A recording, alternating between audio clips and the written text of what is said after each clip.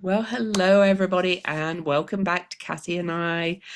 Another look at some election astrology, and we're going to look at three charts today, and we're going to save the best for last, the uh, the nicest one, shall we say? So stay to the end to watch that one. And I'm Louise Edington, Cosmic Owl Astrology. You can find me at my website, Louise Edington. I have two levels of membership. I have what's called the Spiral Weave that you can join through a YouTube membership or over on Substack. And we do an Ask Me Anything call every month and a couple of other little rewards and things.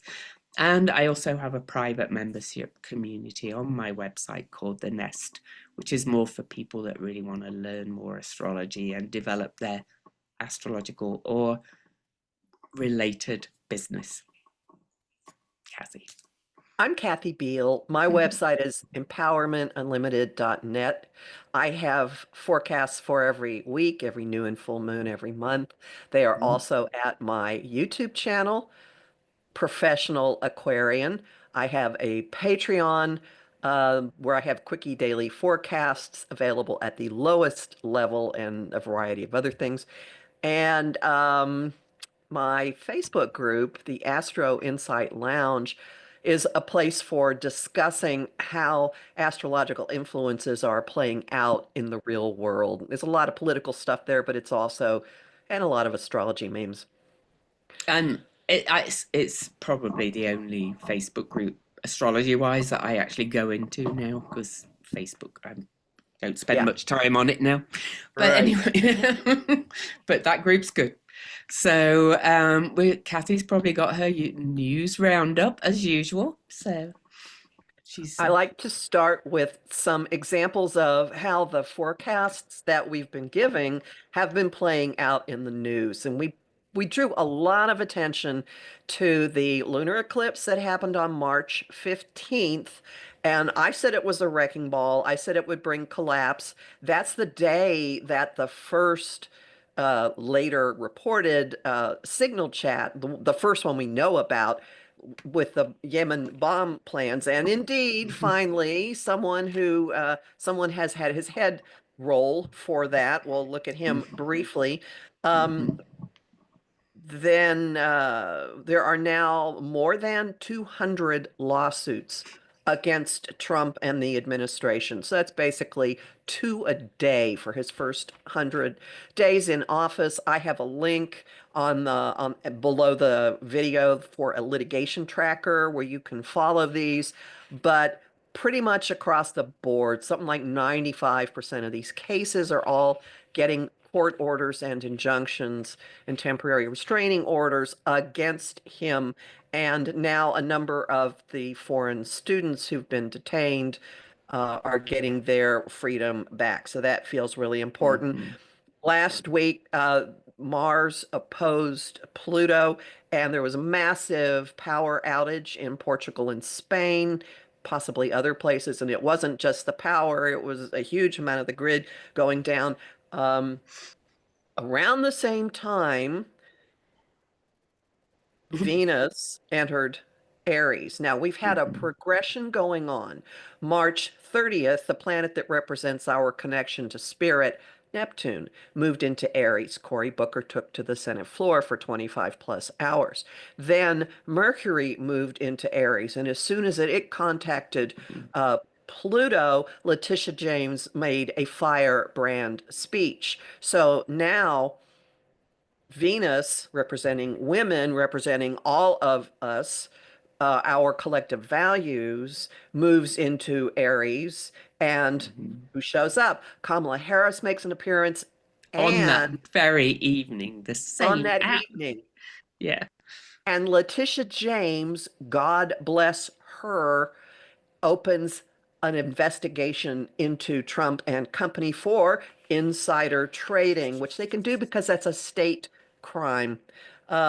Mhm. And other big point to keep in mind with this is Donald Trump has a rally and he once again brings up the election and basically once again intimates that he was losing and Elon Musk did something and then he won. Mhm. And Watch I space. I want to say I've and I told Cassie before, I've noticed more people sharing that the election was stolen, that people would have called us blue anon when we first said it right at the start Mhm. of all this of these videos. People are really realizing, thanks to the Election Truth Alliance and Greg Palast and various other people, that something was not right. And so, it's coming out. I want to mention one other thing. Please. He Trump did that interview as well. That's been, I can't remember the journalist's name. He did a great interview. I thought the journalist really kind of held him to the fire. And I was listening to Mark Elias of Democracy Docket, who I love, and he said he's given the lawyers gifts here. All this blurting, he can't help it, and that will speak to what transits he's going through right now, Trump. He's expect him to come out with even more outrageous lies and exaggerations and things about Yeah. MS-13 on Oh, please. Knuckles and it was so obviously photoshopped. I love the way the journalist just said that was photoshopped. Anyway. So, we'll give you a bit of here's what's going to happen in the next not quite 2 weeks. Mm, Um, and this is the general vibe. First off, two planets that have moved out of their retrograde positions, or they moved into new territory, and they're going to start to move really, really quickly. And those are Mars, which is our drive, and how our motivation, how we go after things, and Jupiter, which expands everything it touches. And Jupiter's traveling through the sign of Gemini, which has to do with communication and multiplicity and duplicity, can be short attention span theater. This weekend, Jupiter is moving across Trump's north node and his sun and opposing his moon and his south node, his default ways of behavior. And as Louise just said, mm. you can expect him to get more and more and more outrageous and eat more and more and more of our attention. I will But also say Gemini yes, is also news. It could be lots more news coming out. That very, very true. information Information incoming. coming out. Mhm, While this is mhm, happening, Pluto is stationing retrograde. Now, this happens every year, but Pluto in Aquarius, we could find some things starting to be visible having to do with huge amounts of money, with manipulation of technology. mhm, What might mhm, that have mhm. been? Ooh. Notice, yeah, broligarchs. As this is happening, Uranus, planet of disruption, awakening, it's the radical change agent of the Mm. zodiac, meets the fixed star Algol. Care to elaborate on that, Louise?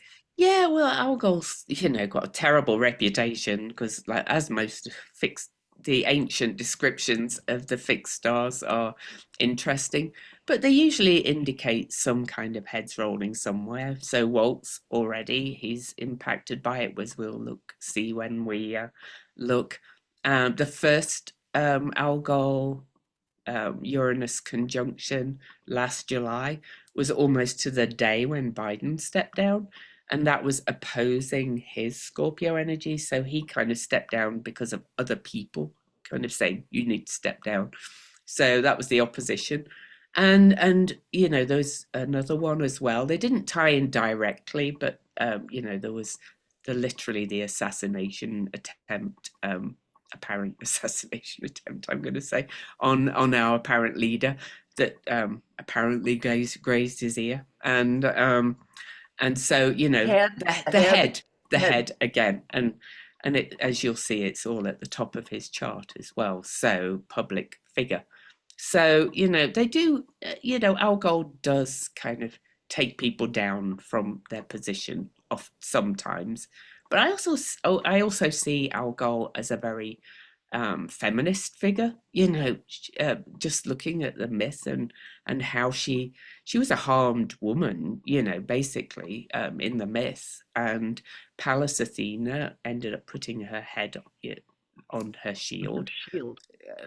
so that she could freeze out her enemies and distract them with her eyes that just like go, "Ugh," freeze you on the spot. So I think alcohol can be a useful tool for that. So let's put it that way. And more goddess stuff. More at the same Mhm. time that that is happening, Mm, Venus, social director of the skies, ruler of women, in her Xena warrior princess, Wonder Woman, Joan of Arc mode in Aries, mhm, meets an asteroid called Cassandra, the woman who was cursed mhm. to never be listened to. You wait for an I told you so speech to come out of Oh, Harris.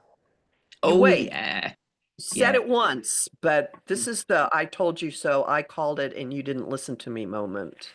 Over the They weekend. also they actually meet on the Venus star point that from the 2 degree Aries mark from March the 22nd. So that's a radical new point for Venus as well. So yeah, you know, you So watch. a new phase for the women. A we told you so, listen to us. All right, that's Mhm. so action-packed weekend. Then Mm, early next week, um, much more information coming out. Could there possibly be more? Why, yes. Mercury, which rules communication, in the sign of Aries, which is this fiery, let's go get it, people in the streets, is in an opportunity aspect with Jupiter in the sign of communication. So watch for things to just be completely over the top as oh. next week starts. And at the same time, or the day after, Venus has an opportunity aspect with Pluto, which is let's suit up, that's getting very, very intensified, focused. Mm, Venus in Aries is already, I'm going to kick your teeth in. And with this opportunity aspect to Pluto, there's an absolute ferocity, fearlessness coming through this. So mm. that And ought to be and uncovering the corruption, shall we say? Ooh. right. So these two things happen together. The beginning of Mhm. the week is front loaded with watch Mm, this space energy. yes. Then on the 10th, the talk gets very practical, very concrete, Mm, messaging, thoughts. Everyone's starting to really talk about, think about money, resources, the reality of the tariffs and the financial chaos will hit everybody, everything, and we'll all be talking about it. And this is the lead up to May's full moon, always a time of accentuated, amplified emotions and release in the sign that rules release. So the 12th is a Scorpio mm. full moon. Uranus is wired into this, so there's a great deal of discomfort. There's a sense of you can't hang on to it because if you do, you'll get electrocuted, like someone throwing a toaster in the tub with you, kind of thing.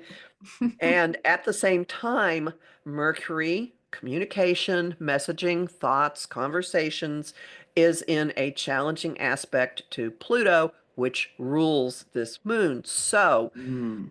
something really big, really profound, really important will be coming out. Maybe a lot of some things, a lot of very hard conversations with this, a lot of monumental disclosures Oof.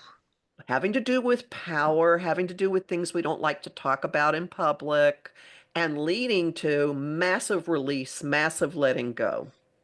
There's an awful lot of aspects to that full moon as well. Where if I add in my asteroids, I'm not going to go through them all now. I did a separate video on it, people can watch. But for example, there's Chariclo, which is Chiron's wife, and asteroid Lilith. I call her Talk to the Hand Lilith, and Pallas Athena, all in Aquarius, square this full moon. And there's so much around the same degree. Eris, Table Shaker. Oh my goodness, that full moon's gonna bring stuff out, And purge it. possibly down. So, Yes, and down. Yes, yeah, it's a biggie.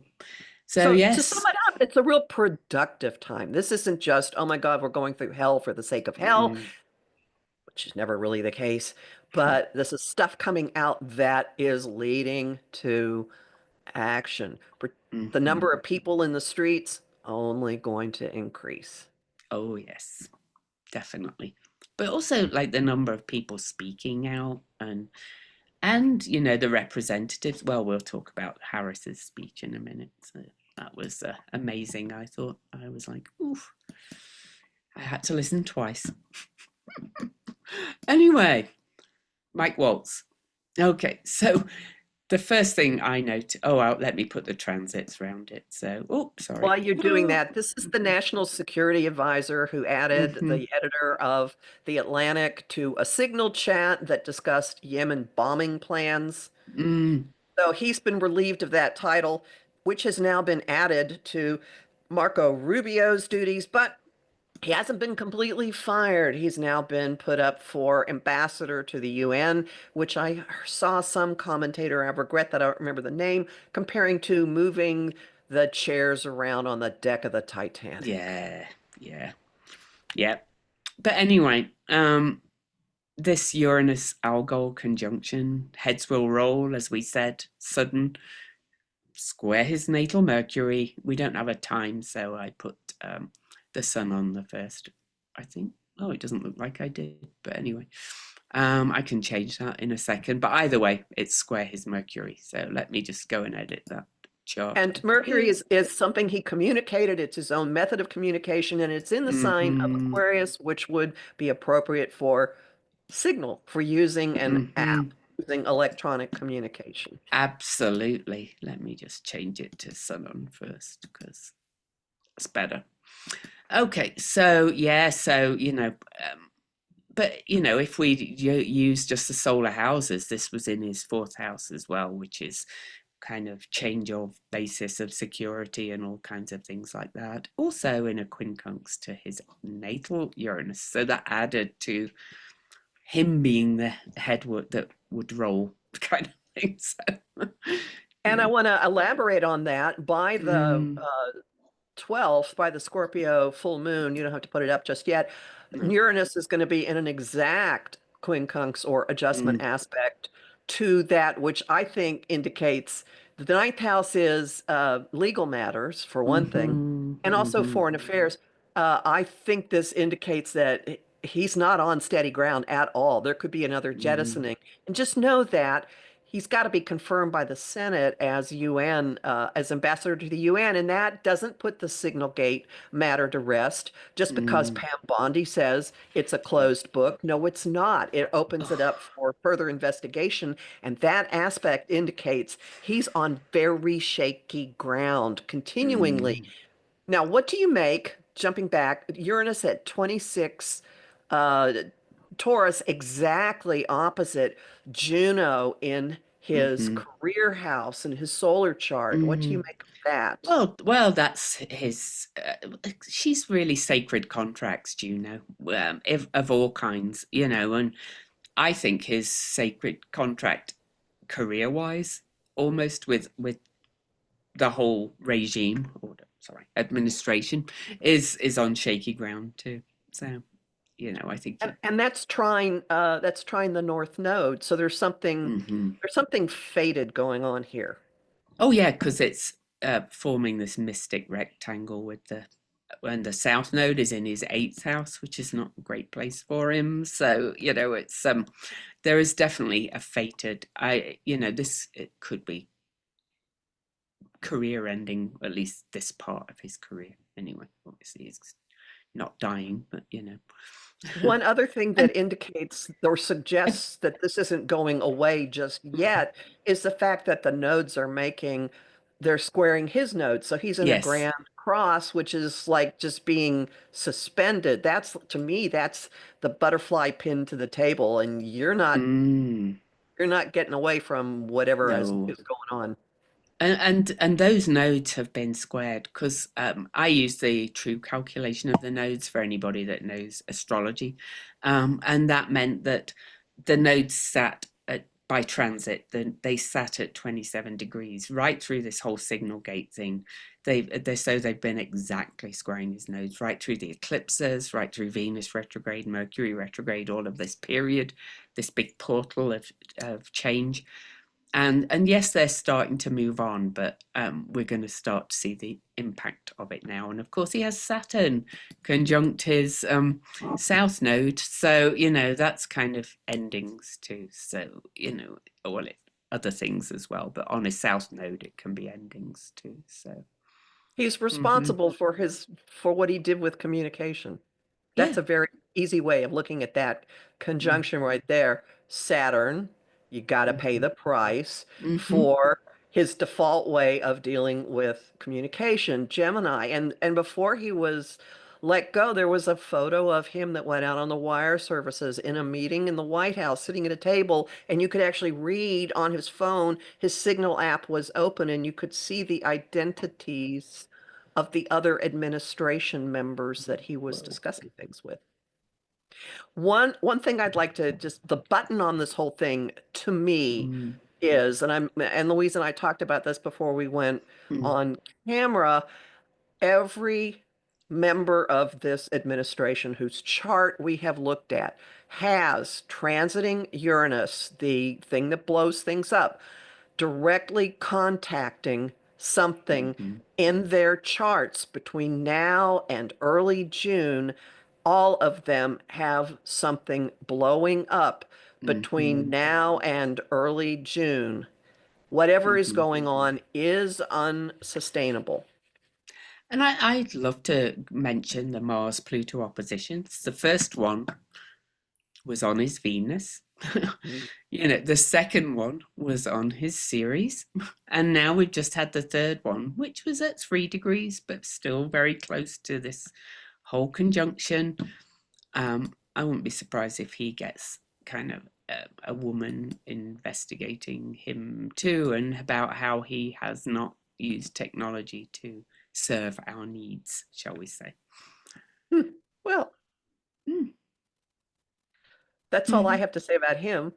mhm. Yeah, Shall we me move too. on to the guy who sucks up the air out of all the room? All Oh, the air. yes. He really does. Here we go. So, Algol, Uranus, right? I mean, his natal Algol is right at the top of his chart. We've mentioned many times that Uranus, the wrecking ball, has been over his midheaven for the third time. But this conjunction was at the same degree, again, square his Mars again, the third one. And I always kind of think this third passes of conjunctions kind of finish a story in many ways that kind of developed. This one would have started back July, but yeah. Well, look at what also is playing into this, because Mm, actually this is a T square. If you put Juno into it, if you mm-hmm, have the begrudging wife, you have the person who supposedly spent her birthday at the Pope's funeral, but I don't normally pay any attention to body double talk, but I swear to you, that did not look like her sitting next to him as he's sleeping at the funeral. So, oh, um, there's something going, his marriage, women, something at the very, very core of whatever the agreement is he has. Because about this mm, same time, Uranus is moving across Melania's Venus in mm, Taurus. Yeah, is she going to renegotiate her contract? mm, Is she going to?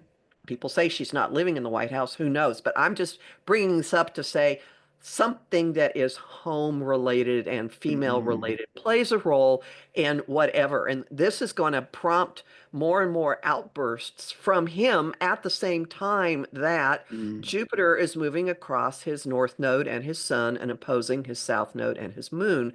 mm, So he could be really, really grandiose, more so than normal, more boisterous, more bellowing than mm-hmm. normal, Oh, far more outrageous than normal this weekend.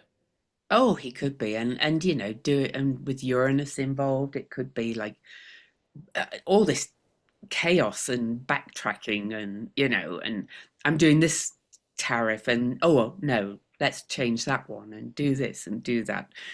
People are just sick of it, to be quite honest. More and more people, and so he's kind of out of control, in my opinion. And it's not going to do him well. There From is a one direction progression. or another. There's Yeah. a progression coming out of this that I Mm, think does speak to at least Letitia James going after him. If mhm, you see in the eighth house of other people's money and criminality, Venus is currently at one, or over the weekend, it's at one Aries. But as we get toward the mm, full moon, can you change the outer chart to be the full? absolutely. As it gets toward the full moon, it's going to square his Mercury. So there's an attack about what's been going on with money and family stuff. There's all kinds of things. Cryptocurrency. There's some claims that there some of the announcements that he made manipulated the market, and that's where Letitia James is coming in because Mhm, the stock exchange is in New York State. So there's why the market manipulation and insider trading. So see, mhm. Venus in Aries, 8 Aries, exactly squaring um, Mercury, Mercury. and it's moving into a trine to his Pluto in the 12th. Mhm, Backroom power deals, money, criminality, whatever, and Mars will have just moved over that. So, what this mhm, spells is between now and that full moon, a lot of attacks and emphasis coming at what he's been doing. And this could also involve what's happening with the prison in El Salvador because mhm. prisons are ruled by the 12th house. They What's the are. money deal? We're paying a huge amount of money to El Salvador, and news has just come out that the head of El Salvador, the dictator of El Salvador, wanted assurances that the people being sent there really were members of the gang because El Salvador has a deal with Venezuela, and Mm. so think about this: a dictator is getting really antsy about the deal he's made with Trump. Something about that will play out, okay, in the next Yeah. week plus between now and the full moon. That will be an Mhm, additional strain of the multifaceted stuff coming out. And that Jupiter in Gemini going over his sun and moon could also mean 50 zillion things instead of one or Oh. two, like, and not just coming out of him, but involving him. Hmm. And I'd like to just mention a couple of other aspects just a little bit further out so we don't have to look at him every week. Please. Chiron by transit is, oh no, sorry, that's the wrong one because I had to put the radix in. Let me just put that. On June the 1st is, well, look at it. Chiron is at the same degree as Eris and Venus that day, squaring his Venus. June the 1st, remember that date. I'm going to bring it up with the next chart we look at. And it's right on the cusp of the ninth house courts as well. Foreign That dealings. foreign dealing, all those things. And I'm not going to go back to it but Ceres and Saturn will also meet at 29 degrees of Pisces before that in an exact aspect of adjustment to his ascendant. So that's not good either for him. So this is a woman, at least, possibly several, coming at Hmm. him in a we're gonna get you kind of way. Yeah, yeah. I'd forgotten that all three of those would be together on that day as well. So I'm glad we looked at the chart. I'm like, ooh, Hmm. okay. Let's go to the last chart. I don't think we need to say any more about him. None of it's good. Please, no, none of And it's good. I will just mention the full moon, 22 degrees is pretty much right on his MCIC, which is big, and at the same degree as his sun, semi-sextile, but the moon making an aspect of adjustment. Again, not good. So, yay. His marriage is involved somehow. Yeah, Somehow. and other women like Letitia James. So, yeah. indeed. Oh, look. Do you want to start with June 1st? Do you want to back it to where she Yeah, I will. Just let me add on one other thing I want to add on for her. I didn't want to put it on before because otherwise it just shows on every chart. But I'm adding her prenatal Venus star points, which is add 28 Gemini, because that's very relevant too. So back to today. So yes, which aspect do you want to look at first? Because there's a few going on. So uh well, let's well, see. mm-hmm. Do you want to start with her speech?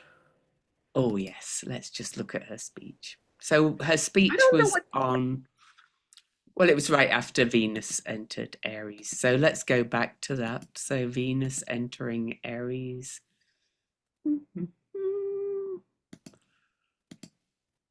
Last day of April.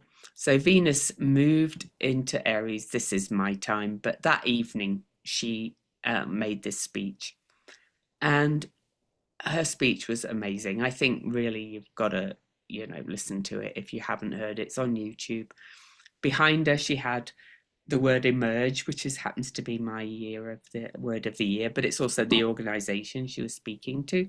So, and we are emerging out of this eclipses and all that thing. And she's literally emerged kind of out of this quiet time. And right as Venus moved into Aries, amazing. I just, I was like, here's this strong woman with a really strong speech, absolutely stunning.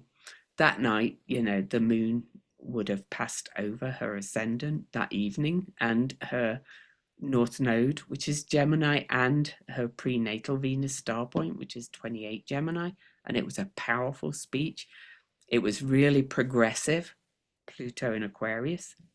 She mentioned all the people we've been looking at, Cory Mhm. Booker, Bernie Sanders, AOC, all of those people that are actually speaking up, and they are the more progressive wing of the party, which is Aquarius. And she talked about how it's the people have to rise up as well, which is Aquarius too.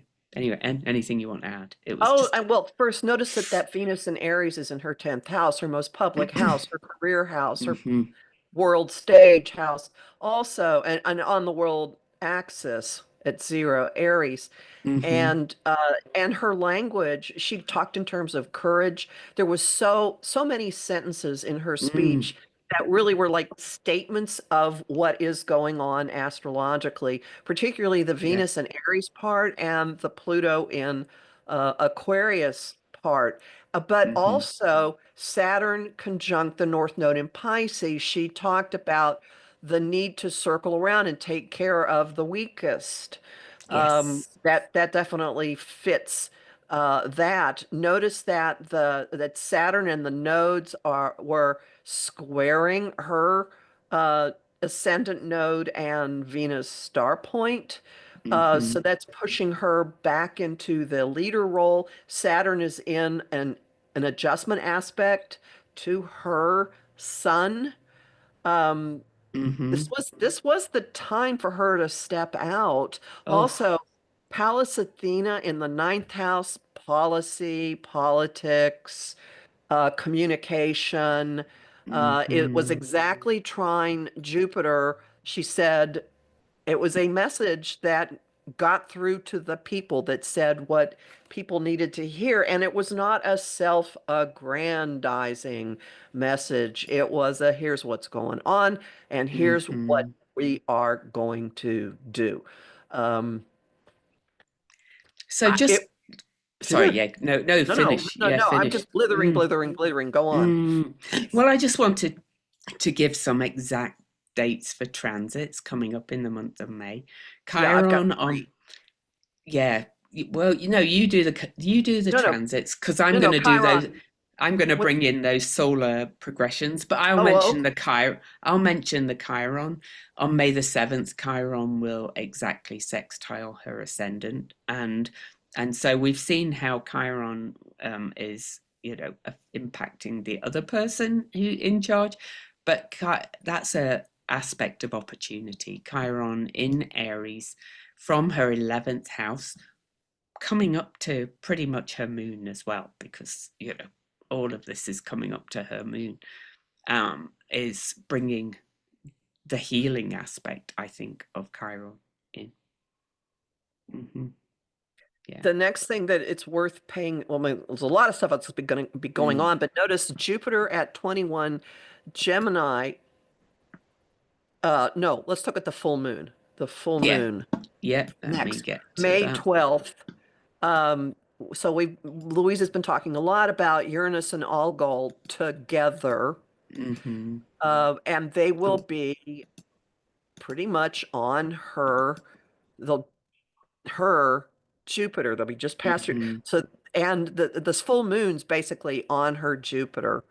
Uranus has been going over that twist, twist, twist. Yes. Juno will be exactly opposite her Jupiter when this happens. So that the full moon is another time of her moving into the next phase of something, I think. And notice that Jupiter at 23, Gemini is almost at her ascendant, and within a couple of days it crosses. So that's another indicator of coming out, being much more open. Jupiter hits 24 Gemini on May 14th. It'll take it a few days to actually go across, but I think it hits her north node around the 19th of May. I can actually get that exact. Just know the middle of May, while this other stuff is blowing up for other people, she is more and more everywhere. Oh, hang on. Oh, stop. So just know that when a planet well, especially the bigger planets move into the first house, that's starting a whole new cycle, and it's coming out of a kind of more hidden place and going, here I am. So yeah. So, oh gosh, not 2036. Let's go back to the other one. There we go. Jupiter conjunct the North Node, May the 15th, 3 days after the full moon. So, yeah. And then it will pass her prenatal Venus star point. It's bringing, expanding, and it again, expanding.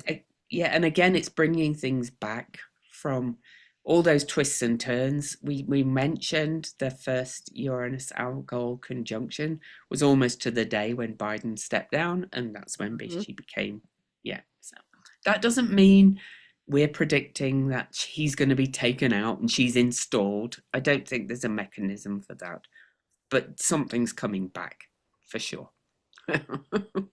And she's moving into what her fated, what her destined role is, with Jupiter moving across the node and then her star point. So there's a real strong sense of this is what she came in to do.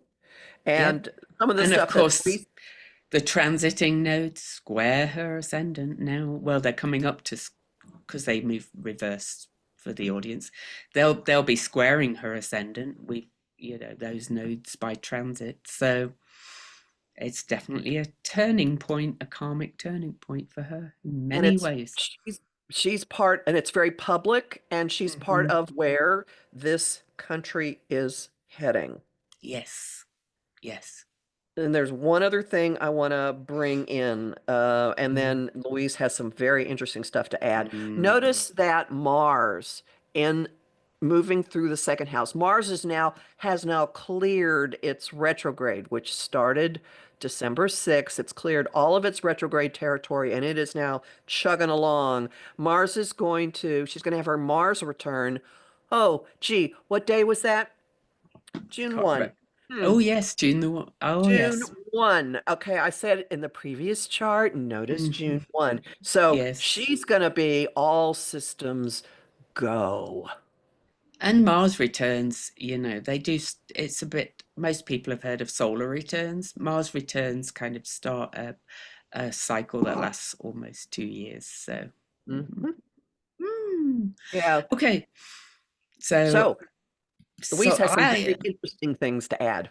yeah, I actually brought up her, there's other ways of looking at kind of at where the energy's going. So this is her solar arc directions. And the solar arcs are always very exact. So on May the 1st, I'm not going to get the chart exact, but solar arc Neptune. So solar arc moves the whole chart by around a degree a year. But her solar arc Neptune was exactly in an unbroken flow aspect to her Venus in her fourth house kind of, and in earth signs, that's kind of really bringing her into this sense of creative spiritual purpose, whatever you want to call it, like, but also, it's in the signs they're in. I hear that in her speech too, this more very service oriented, we have to look after the people in Virgo, and create containers to support the weakest and those that need taking care of. You could hear that in her as well, But there's other things that add to that. But solar arcs, I've found, I use them some, and I came to use them because my solar arcs were so exact when I published my first book. I was like, I'm convinced, Mhm. when there's an aspect that this exact, it's unfolding something, for her. Do you have any thoughts on it? So, Well, also there's a practicality to it with yes.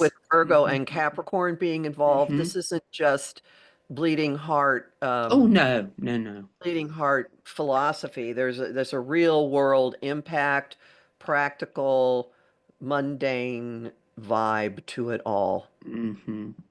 Exactly. But then I also looked at her, and I don't always look at these, so I always feel I'm drawn to look at them for a reason. I thought her solar progression, her secondary progressions too. And I was like, holy wow. So her secondary progressed Mercury is exactly opposing her ascendant and on her descendant on May the 9th. And she is Mercury guided because, and we've seen in the transit chart what's happening to her ascendant too. And so this is truth, you know, Mercury in Sagittarius is said to be in detriment, but I have Mercury in Sagittarius, and we are truth tellers. You know? And on a descendant, I think that's about others. you Hmm. know, Yes.